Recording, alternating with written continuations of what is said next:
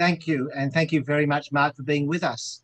One question about which is bothering all of us is the situation of coronavirus in Israel and how the country is dealing with it at the moment. I was wondering if you could give us some observations about what's going on and how the government's strategy to address this is progressing. So, as you know, the Israeli government established a special coronavirus cabinet. And they are meeting today again at 4 o'clock our time. That's what, 5 hours from now? And some decisions are still pending. We are currently on lockdown. We've been on lockdown now since just before Yom Kippur. That's about 2 weeks now. And so far, the lockdown seems to have been effective in getting the number of new cases down. Just before we went into lockdown, we were getting close to 9,000 new cases a day. As of this week, we're down to, yesterday was under 2,000, today is above 2,000, but the lockdown seems to have been successful in getting the number of new cases down, but not down enough. As I said, we're still in the low thousands.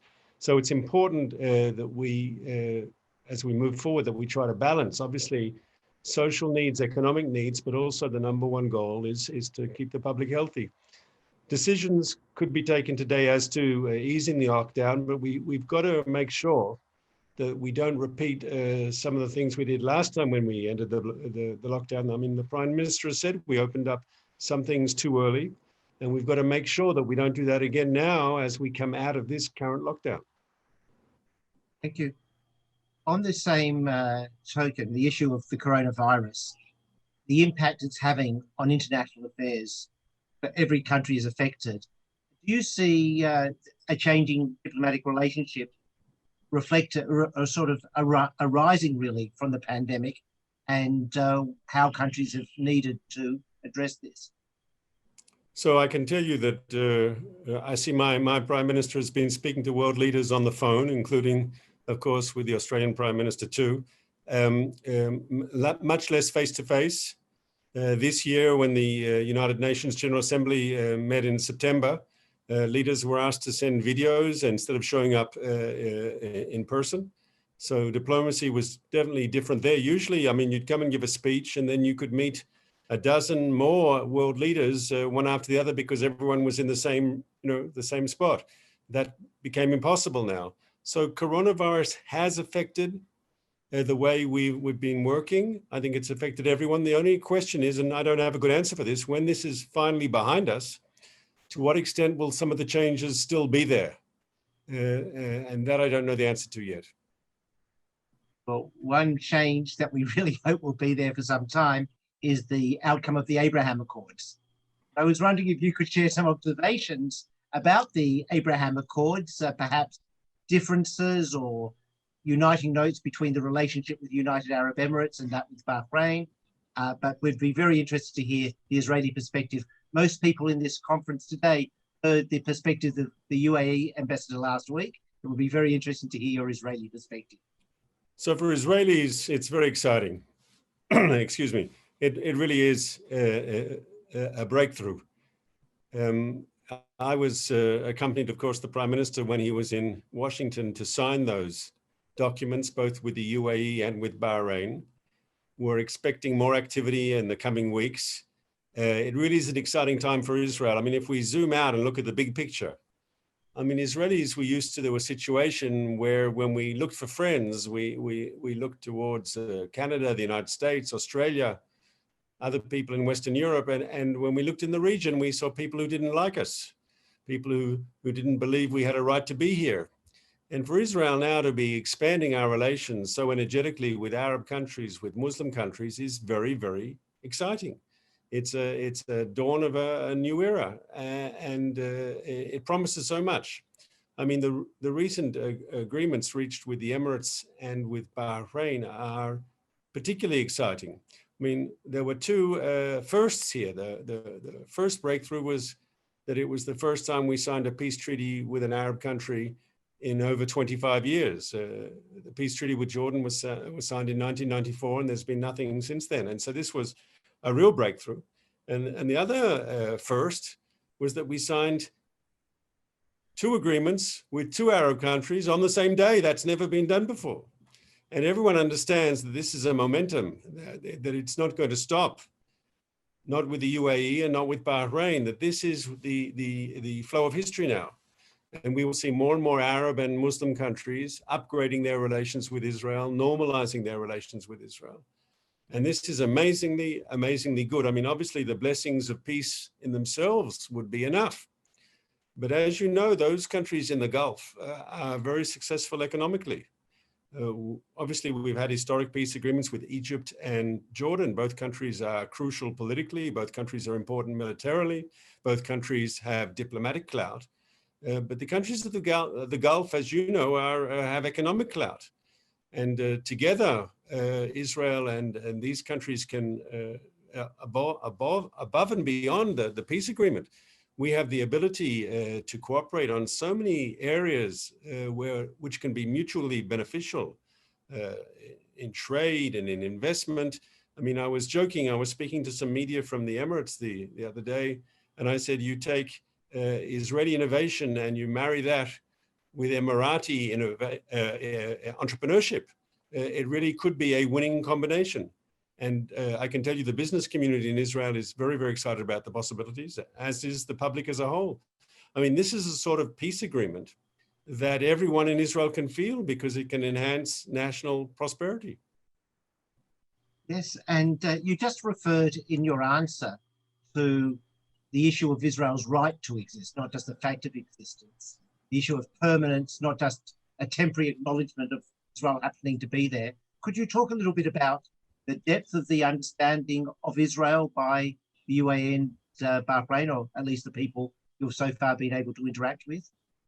Well, first of all, this appears to be not just an agreement between governments, but an agreement between peoples, because we've seen civil society in the Emirates embrace Israel.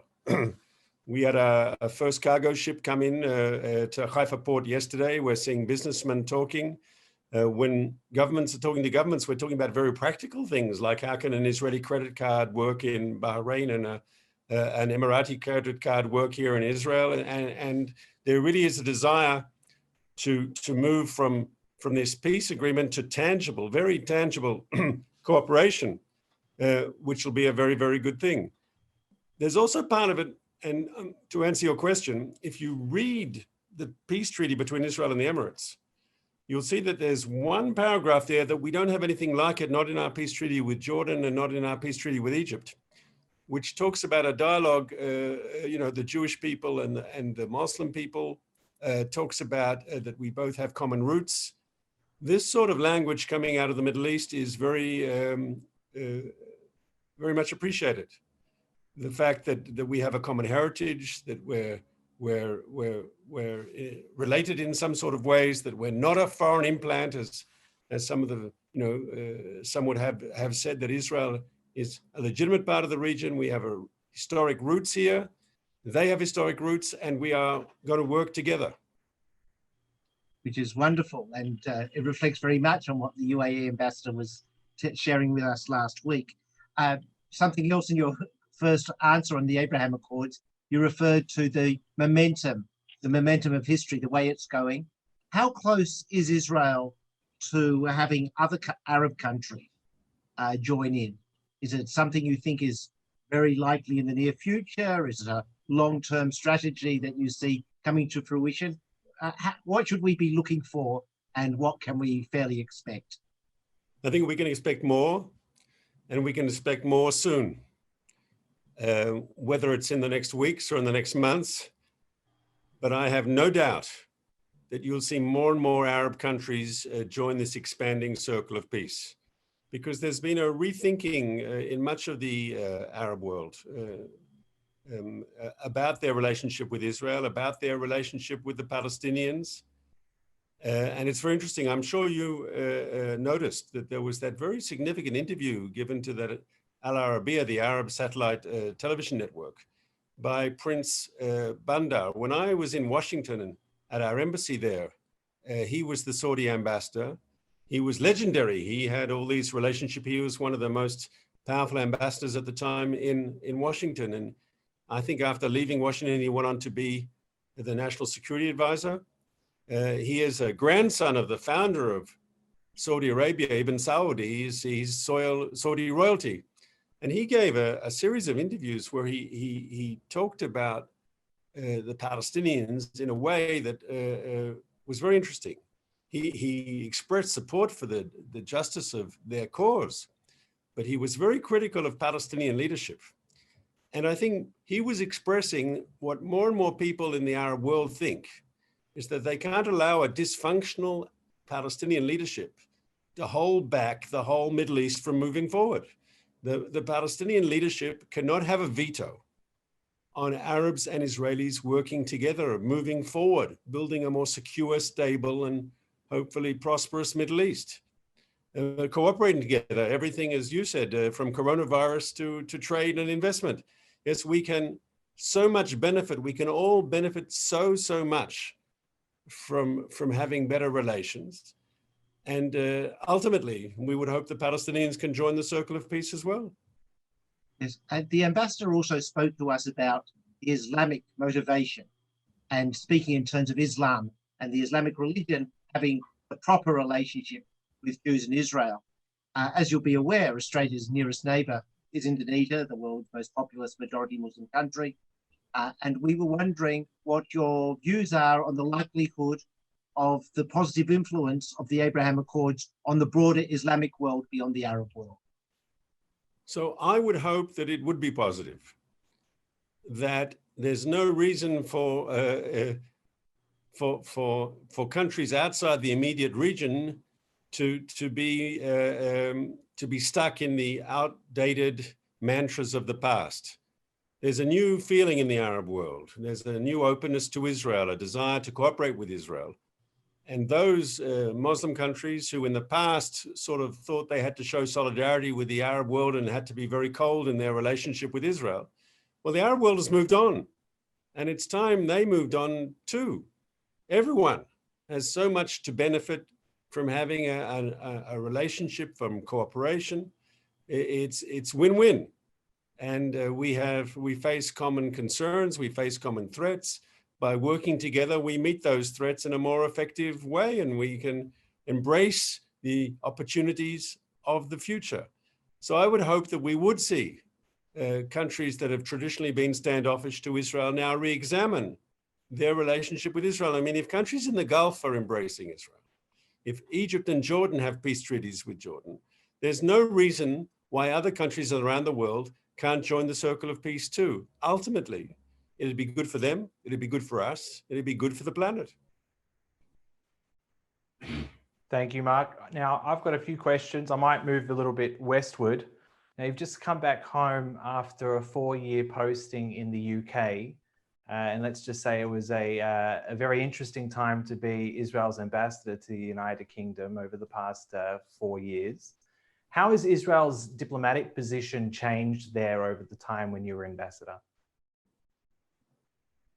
So we've actually, in the 4 years I was there in London, we did see some things that we never saw before. The most important thing was symbolic. But because it was symbolic, it was very representational of the change in the relationship.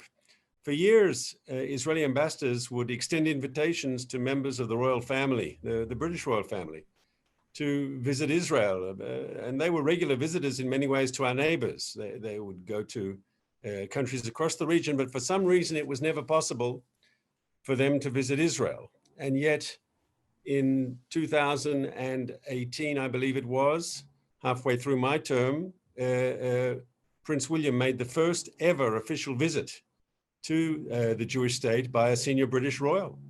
Now, it's true, Prince Charles had come for funerals. He came for the Rabin funeral, he came for the Peres funeral.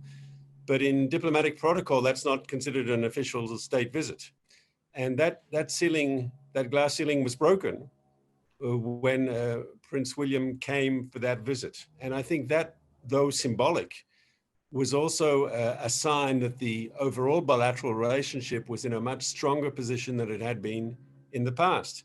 People don't know this, but after the United States, our largest trading partner in the world is either China, or the United Kingdom. In other words, we have more trade with the United Kingdom than we do with any other European country, than we do with any other Asian country, except for China, depending on the year who's advanced. Now, obviously this year the figures will be lower because of coronavirus, yes, but up until now, every year that I was in the UK, I saw a significant increase in the bilateral trade. And defense cooperation was also stronger than ever before. I remember at the end of 2019, I was at an RAF base in northern England. I think it was RAF Waddington, maybe not so north. And I was there because there were a group of Israeli Air Force pilots together with their support crews who were there for a joint exercise with the Royal Air Force. And I remember this kosher caterer came from Manchester because, of course, Israeli soldiers, according to army rules, receive kosher food. And he was very happy because he could benefit from supplying kosher food to this RAF base, which I'm sure there had never been kosher meals there made ever in the past. Now, you know, our Israeli Air Force pilots are good. They know they're good. Some Israelis will even say they can be a bit cocky about their professionalism. But I can tell you they were very, very pleased to be training with the RAF because they said the RAF are good. And by training together, they learn from each other and they become better at what they do. And when I walked over to their British counterparts and spoke to the RAF pilots, they said very much the same thing. And that's just one public example, because a lot of the stuff you do in the defense realm stays very discreet. But that was a public example of a very robust defense relationship, which is only getting stronger. On the bilateral front, it's good to hear that there were positive developments. I guess you were also ambassador during the Corbyn years, and you were there during the last general election. Now, trying to whilst remaining cognizant of the strength of the bilateral relationship and the potential for certain aspects of that to be placed at risk if Jeremy Corbyn had indeed succeeded in the general election. Now that he lost significantly and has been replaced by Keir Starmer, do you see that the spectre of anti-Semitism in the British Labour Party is gone along with Corbyn? And what challenges do you see for the British Labour Party in continuing to tackle anti-Semitism? So I left Britain 4 months ago, and the new job I have keeps me all encompassed on what's going on here. And so I have to tell you, I'm probably not up to date. There's probably someone better you can ask that question to. I can say this, and people sometimes forget it. The last 4 Labour prime ministers of the United Kingdom, Gordon Brown, Tony Blair, James Callaghan, and Harold Wilson. Right? That's the last 4 Labour prime ministers of the United Kingdom were all staunch friends of Israel. We're all staunch friends of Israel. And I think any Israeli ambassador in London would hope that the leadership of the Labour Party today would carry on in that tradition and be a staunch supporter of Israel. It's the right thing to do. I was there for the centenary of the Balfour Declaration. In 2017, we celebrated 100 years to the famous declaration which recognized the Jewish people's right to a national home. And obviously there were all sorts of events to mark that. But in one of those events, I spoke to a Labour audience and I reminded them that actually in a few weeks before the British government proposed the Balfour Declaration, there was a Labour conference and they endorsed the idea of a national home for the Jewish people. As I say, before the British government of Lloyd George did. And so there is a tradition there that we have to remember, and maybe we need sometimes to remind people about that tradition. And you also happened to be there for another rather monumental event, which was Brexit. Now, having such a strong ally in the United Kingdom now removed from the European Union, do you anticipate or have you witnessed any type of policy change within the European Union towards Israel since Brexit? So not yet, I don't believe so. I think, I'm not sure about Europe changing. It'll be interesting to see if Britain changes, right? And we'll have to watch that very closely. Of course, as we speak, Britain is still in the EU. Yes, they haven't left yet. I mean, I should say they're in a sort of a transition period now. The final deal has not been signed. but I'll be very interested to see how Britain, as it goes forward, if that affects the relationship with Israel. I mean, ultimately, in the last few years, we've been on a very positive trajectory. And so I would only hope to see that trajectory energized. And for my final question, before I'll open it up to the audience, now we've moved from the Middle East to Europe, and now I'll come to Australia. In your opening statements, we mentioned that there was a recent phone call between Prime Minister Binyamin Netanyahu and Prime Minister Scott Morrison. The bilateral relationship between Israel and Australia continues to go from strength to strength. There was, as you were aware, there was a scheduled flight, a direct flight from El Al, which actually did arrive in Australia, but it happened to be under the circumstances of the coronavirus. But where do you see the strength of the bilateral relationship between Israel and Australia moving forward? I think it's a great relationship. It's a historic relationship. And I see it only getting stronger in the time to come. I know since I've joined the office here, which was in the summer, I showed up here in July. I think we've already had 2 phone conversations between the prime ministers of Israel and Australia. I think they're always very warm conversations. They're always very good conversations. As you all know, the prime minister himself visited Australia. More recently, the Israeli president visited Australia. From our point of view, it's a very important bilateral relationship. It's a relationship of trust and of confidence. And I think we're going to see the relationship continue to go from strength to strength. Thank you, Mark. Now, ladies and gentlemen, I'll go through the instructions again. Please raise your hand. If you hit the participant tab, if you're using a computer or a desktop, you'll see that at the bottom of your screen. If you're using a mobile device, you'll see it at the top right-hand corner of your screen. Once you hit the participant list, you'll be able to see a raised hand feature at the bottom.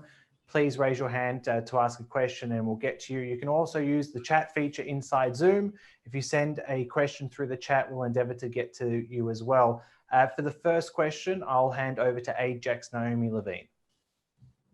Thank you, Joel, and thank you very much, Mark. It's been terrific. I just wanted to stay on the same theme of Australia-Israel relations and ask you about the Malka Leifer case. Obviously, we know a lot about it. We know it's taken a very long time. From your perspective, how or has that case and its long drawn-out proceedings affected the relationship between Australia and Israel? So obviously, this was a case that came up in conversations between the 2 sides for quite some time. And I think that there was an appreciation on the Australian side that, like Australia, Israel has an independent judiciary. And though my colleagues in the Foreign Ministry and in the other branches of the executive were interested in facilitating an expeditious extradition to Australia, the legal process had to go through the courts. And that took time. Some people could say too much time. But as you know, it reached our Supreme Court in the end, and our Supreme Court ruled that the extradition should happen, and it will happen because of that. I think it's only a matter of time now. I'm glad to see that this has been resolved. I'd now like to hand over to Nicholas Cater. Thank you, Joel. Thank you, Mark.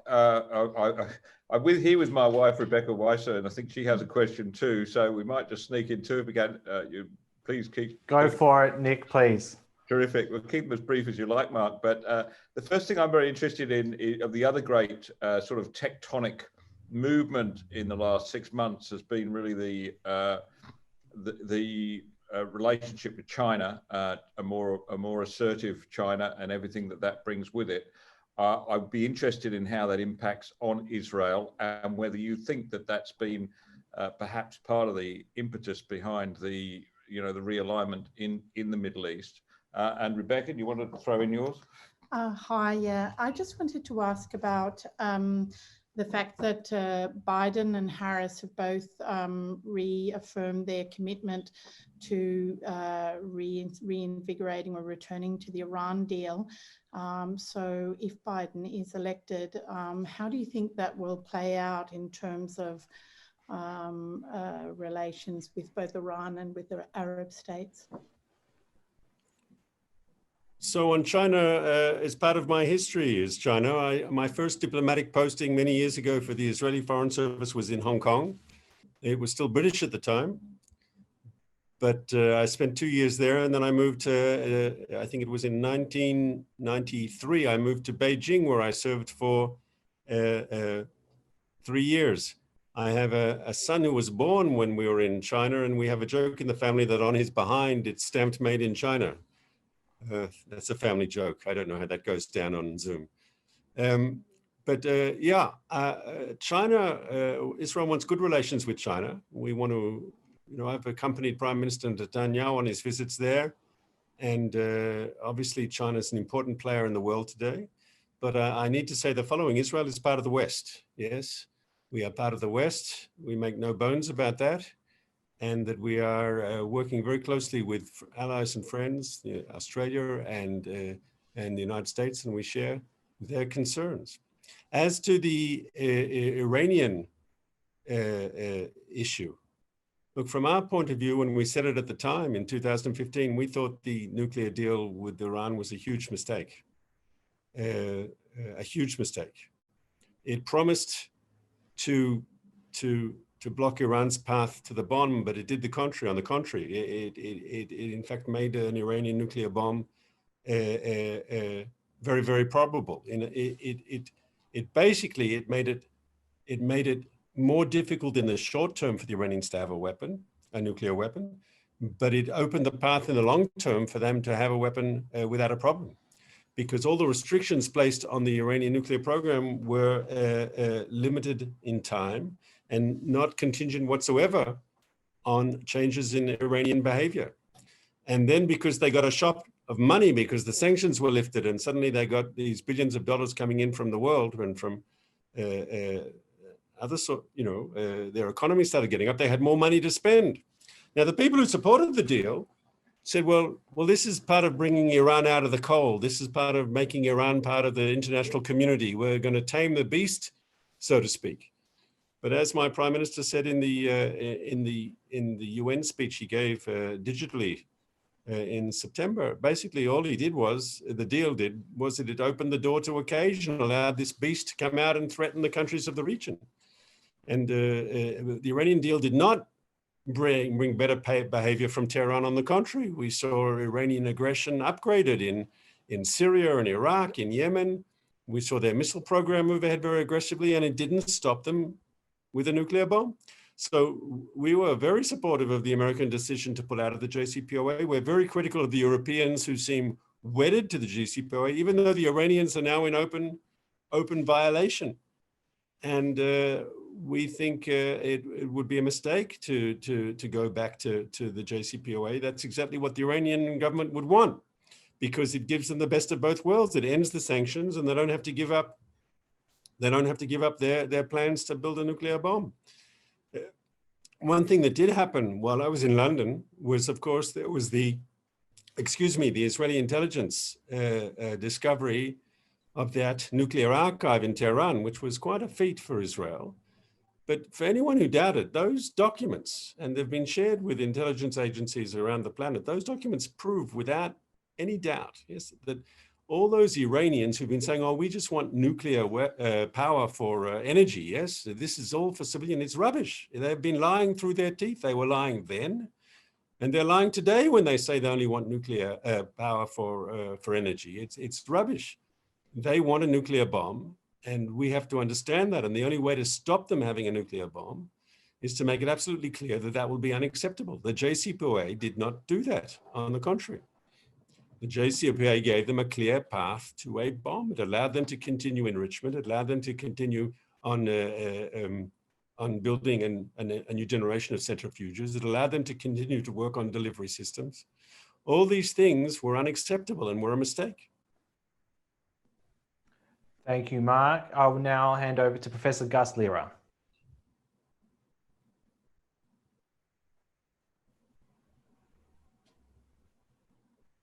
There's just a notification to unmute, Gus.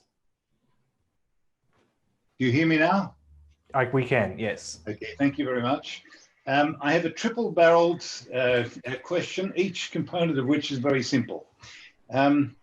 Apropos of the Iran situation, which you've just been speaking about, surely Iran and Turkey are and have been rivals for hegemony over the Muslim world for many years. Why is Turkey so silent about this issue? That's number one. Number two, if Biden is elected president of the United States, do you see that as being the end of bipartisan support for Israel in the United States? And the third question is really about South Africa, and it is connected to your answer about China. Israel enjoyed excellent relations with the apartheid regime in South Africa. Do you think that that is responsible for a lot of the problems that Israel now has with South African political and religious leaders? So I'm not an expert on South Africa. I went there once on a holiday. I've never worked there, and I've never professionally had anything to do much with them from other than just general knowledge. I do know this though. For those people who talk about Israel's relations with South Africa before it became a democracy, before the change there, Israel wasn't different from Australia or Canada or the United States. The entire world, including the Arab countries, of course, had relations with South Africa. And so sometimes one has to ask the question, why is Israel being singled out in the way it has been on this issue? And I think that's something that needs to be said. I mean, I was in Britain. I mean, what was Britain's relationship with South Africa before it became a democracy? In other words, once again, you have to ask the following question: why is Israel being singled out on this issue in the way it is? And I'm not sure that there's a legitimate or an honest answer sometimes. On the question of bipartisanship, I have to tell you, when we're in Washington now for the signing of the Abraham Accords, I noticed my Prime Minister said in his speech, he welcomed not only the support the agreement had achieved across the Arab world, but he welcomed the bipartisan wall-to-wall support for the agreement in Israel, which is true, and in the United States. So these issues do not have to be partisan issues. That doesn't mean you agree on everything all the time, but these things do not have to be partisan issues, and we would want them to be bipartisan. We would want them to continue to be bipartisan. On Iran and Turkey, I have this story which that people in Israel sometimes smile when I tell them, but I visited Iran, as I'm sure many of you in the older people like myself in the audience visited Iran. When we used to fly to Israel from Australia, I remember the first time I flew to Israel, we flew, I think it was from Melbourne to Hong Kong on Qantas, and then Hong Kong to Tehran on British Airways, and then we flew Tehran, Tel Aviv on El Al, yes? We don't have a problem with the Iranian people. We don't have a problem with Iran as a country. We have a problem with the government, yes? We have a problem with a government that is run by extremists who believe that Israel should be destroyed. And if that was ever to change, I think Israel could return to having a very, very good relationship with Iran. It's not a people-to-people problem. It's about a government that is very hostile and very aggressive, that's stuck in the ideology of the Khomeini revolution that wants to export what they call the Islamic revolution. And that's why they're so dangerous. The good news on Iran, of course, is that the common threat has played a role in bringing us and the Arab countries together. I think they say in physics, yes, for every action, there's a reaction, yes? And so maybe one of the positive byproducts of Iranian aggression in the region has been the rapprochement between us and the Arab countries. Maybe the JCPOA, which we said was a failed deal and should never have been signed, maybe that also played a role in bringing Israel and the Arab countries closer together, because we all agreed, maybe Israel was more out front saying it publicly because we felt stronger in doing so, but I know that the Arab countries were behind us. And when one talks about the Abraham Accords, there's no doubt that common threats have helped bring us together. As to your question about Turkey, I remember we used to hold Turkey up as an example of how Israel could have not just a good relationship, but an excellent relationship with a Muslim majority country. It was only in the 1990s, I remember seeing senior Turkish officials come to Israel for very important talks, and we had very good cooperation in a whole series, as you know, Professor, in a whole series of fields. We were cooperating with them in the military and in trade and other areas as well. Now that has changed. Now Israel didn't want to see it changed. It changed, I think, because of political changes inside Turkey. When Turkey saw itself as part of the West, when Turkey saw itself as part of NATO, when Turkey saw itself as part of that, that was part of their self-identification. So Israel was their friend. But if Turkey is now seeing itself in another sense, yes, if Turkey sees itself as the leader of, let's say, the Muslim Brotherhood internationally and so forth, there's a direct relationship change with Israel, and that's unfortunate. We didn't want to see it happen. Ladies and gentlemen, I do see that there are some technical issues there. Mark, we got you back there. We lost you for just a few seconds, so I'll just keep you updated if there are any issues, but I think we're okay for now. So I'll now hand over to AIJAC Fleischer. G'day, how are you, Mark? I wanted to ask about a little bit more about US politics. We've got an election coming up. Now, critics of Netanyahu say he's gotten too close to Donald Trump and the Republicans and put the Democrats offside, or whether you agree with that or not. The fact of the matter is that there are elements of the Democratic Party which are much less pro-Israel than the Democratic used to be. Has Israel done everything, and the Netanyahu government particularly, done everything it can to maintain good relationships with the Democratic Party since, there were strains since the Obama administration that persist, but other things as well. And also, what can Israel start to do today to rebuild the relationship with the Democratic Party in the US, especially given that the Biden looks in the polls more likely than not to win the election in November? I always say it's the job of the American people to elect their president, and it's the job of the Israeli government to try to get on with that president, as it is the job of the Australian Prime Minister and leaders across the world. Yes, once again, the American people will choose who they want, and the Israeli government will make an effort to get on with that person. In a period of increased polarization in American politics, sometimes it becomes more difficult, but you've got to overcome the challenge. The Israel-US relationship should not be a partisan political issue, and it's incumbent upon us to work to try to keep it that way.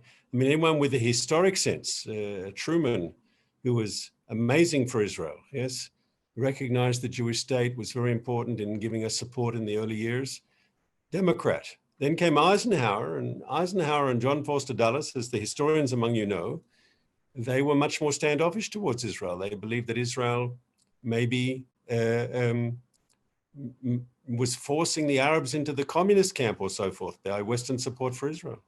Then came Kennedy, who was a friend. Johnson was a friend. Nixon goes down in Israeli history as someone who helped us in the 1973 Yom Kippur War, the famous airlift.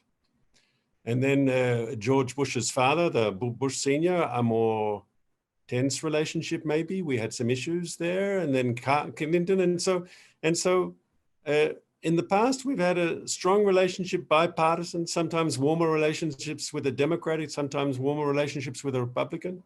I know that anyone aware of the history of the relationship knows that it has had, like any relationship, it has ups and downs every now and then, but the truth is it's based on a very strong foundation. And I believe that foundation will see us well through to whatever happens in the future.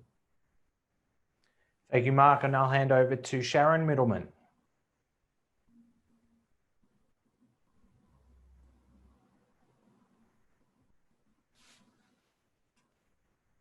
Sharon, just can't hear you. Just got to unmute you. Now try. No, cannot hear you. We'll try Sharon again. I'll now hand over to Aaron Shapiro.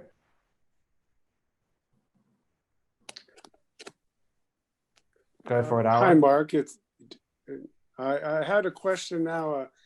You know that Israel is entering maritime negotiations with Lebanon, which is really sets a bit of a historical precedent. And with the Lebanese situation of Hezbollah storing over 150,000 rockets and missiles in South Lebanon, how exactly can the relationship with Lebanon move forward while Hezbollah is still entrenched in South Lebanon and really calling calling the biggest shots in the government? You're 100% correct. There used to be a saying in Israel in the 60s that we don't know who the first Arab country to make peace with Israel will be, but we know who the second one will be, and that is Lebanon. The assumption being that they always wanted to make peace with us, but they weren't strong enough to do it by themselves. And as you say quite correctly in your question, today that has become impossible because of Hezbollah, though it is good that these talks will be opening shortly on the maritime border. But as my Prime Minister said in his speech at the United Nations, look, Lebanon is a problem waiting to happen. I mean, the country is unfortunately sinking into the abyss from an economic point of view. There was that terrible tragedy at the port, yes, with the explosion. But all across the country, there are explosions that could happen. Hezbollah has deliberately implanted its munitions in civilian areas, not just Aaron, not just in South Lebanon, but across the country, across Beirut as well. And they've deliberately put their munitions in civilian areas, turning the Lebanese population into a human shield for their terror machine. And you're right when you say that they have a huge control over the government. And Lebanon would like a change, I think. The Lebanese people would like a change. Lebanon would like to be truly sovereign and independent, and it's clearly not so today because the largest armed force in the country is controlled by Iran. And I'd like to tell you I have good news. I don't have good news. But I do know the Lebanese people would like to see a change. The Lebanese people deserve better. Lebanon deserves better. Thank you, Mark. I now hand over to Judy Maynard. Hello. Can you tell us something about the wave of demonstrations taking place at the moment in Israel? Is it a small group of people, or is it something larger than that? So there's been a debate in Israel about the demonstrations during the lockdown, whether the right to demonstrate is more important than anything else, and therefore people should be allowed to demonstrate even if with COVID-19, if they can congregate together and they breathe on each other and it's like you've got 1,000 people in a small area or so forth. And then other people say, well, if the right to demonstrate is sacrosanct and can't be affected negatively, you can't impede it, then what about the right to pray? Why are we telling people they can't go to synagogue? Yes, surely the right to religious freedom is also sacrosanct. And then someone else says, well, what about my right to have a business and to open my shop? Is that not guaranteed to me under a democracy that I have the right to trade and so forth? In other words, there's been a whole issue as when you do the lockdown, can you limit people's what normally their rights are? And obviously that you can have a serious discussion about what is right and what is wrong to do. The government did decide, and it was supported in Parliament, that there can be restrictions placed on all these things during the COVID-19 challenge, that a demonstration cannot be an excuse for people to flout the rules, in other words, so forth. And there were restrictions placed. You can still demonstrate, but there were restrictions placed on how you can demonstrate. As I said at the beginning of our conversation today, these issues will be coming on the table, I think, at 4 o'clock this afternoon, Israel time, when the Corona Cabinet meets. And we'll see how this plays out in the weeks to come. I don't know what the rules are in, let's say, in Victoria or Australia, if people are allowed to demonstrate or if you have limitations. I'd be actually interested to hear if they're allowed to do it during COVID-19. On the larger issue of Israeli politics, so I work for the government. Yes, I'm not a political pundit. You can get people who can give you much better analysis than me. I did see a a survey on the front page of Ma'ariv last Friday, which had the center-right parties with a majority. The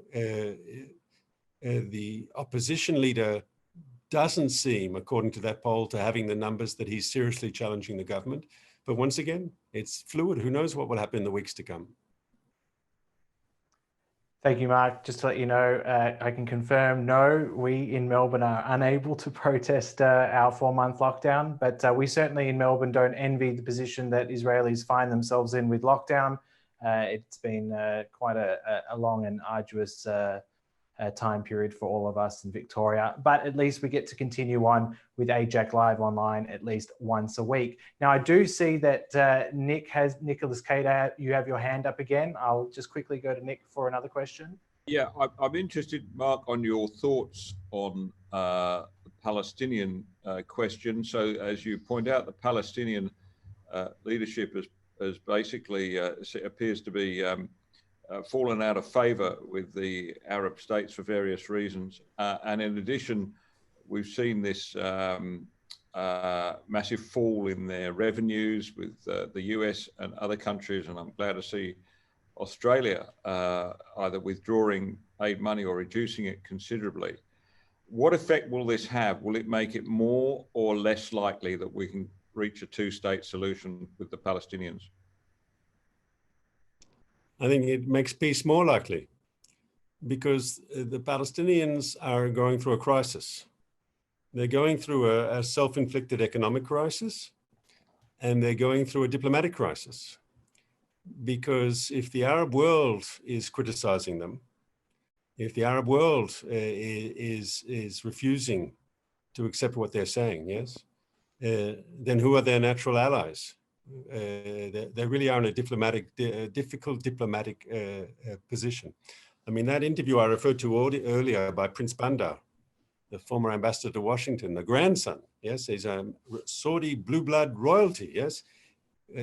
He reminded the Palestinians of all their mistakes, yes. He said, I believe in your cause, but you supported Hitler in the Second World War.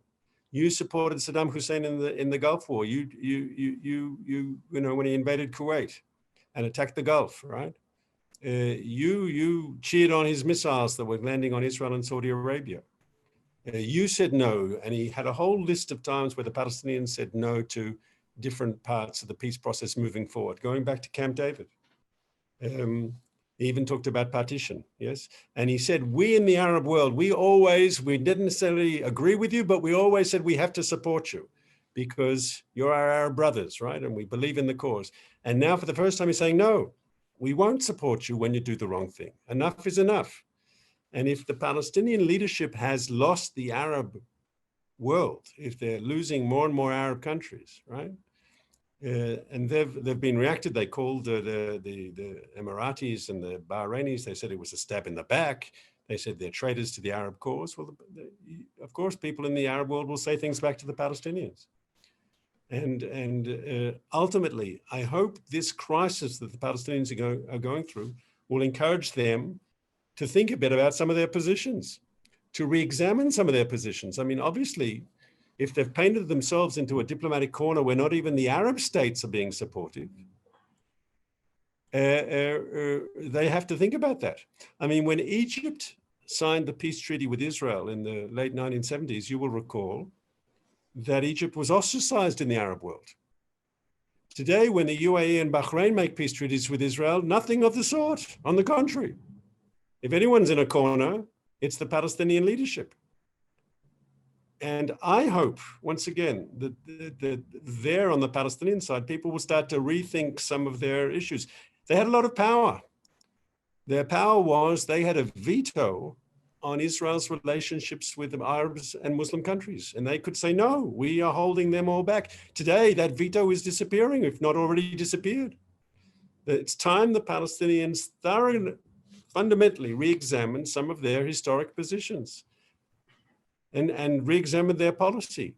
I mean, the Abraham Accords calls upon them to rejoin the peace process. We are willing to restart negotiations with the Palestinians immediately on the basis of the initiative.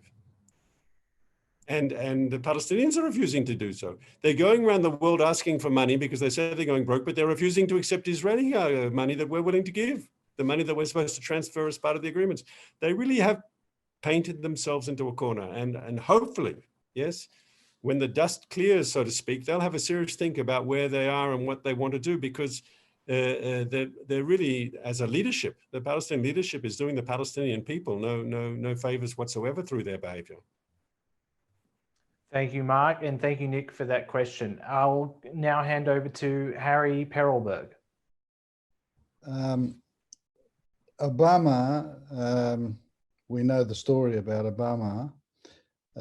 How is Biden any different to Obama?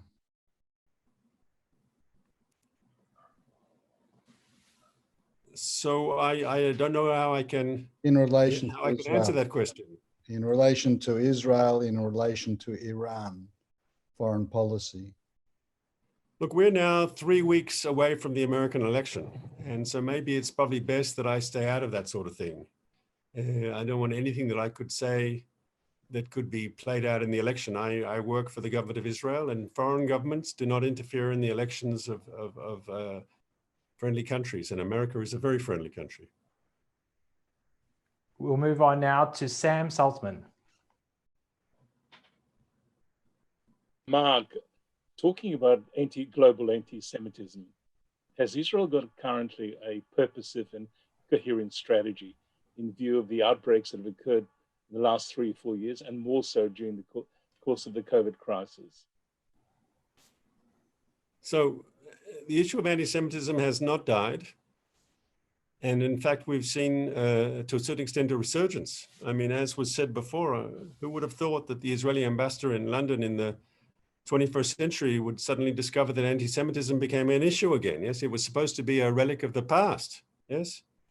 And I know for many British Jews, it was a surprise, because anti-Semitism, first of all, was either supposed to be something that was on the in Russia or in Germany or somewhere foreign, or it was supposed to be something that was left over, that was somehow, a residue of something that was supposed to die out. And suddenly it became front and center in Britain in this decade. And it was very challenging for people. Anti-Semitism has been described as one of the planet's oldest hatreds. And one of the the scholars have pointed to the staying power of anti-Semitism. Why is it that it didn't die? Yes, why is it still there? And why does it succeed in infecting people with very different ideas? Yes, people on the extreme radical neo-Nazi right, people who would consider themselves revolutionary Marxists on the ultra left, Islamists, people who probably disagree about everything, at least publicly, suddenly agree that they all hate Israel and the Jews. And of course, with social media, all this modern hatred is awash across the internet.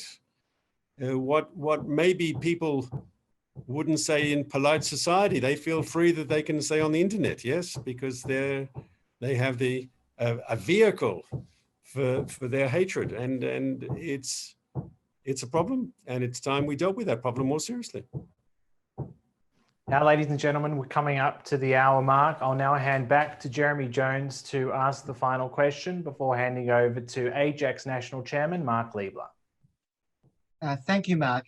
I guess because 2020, we're doing things a bit upside down, we've asked some very specific questions, but I wanted to finish with a more general question, a retrospective and a bit of future gazing.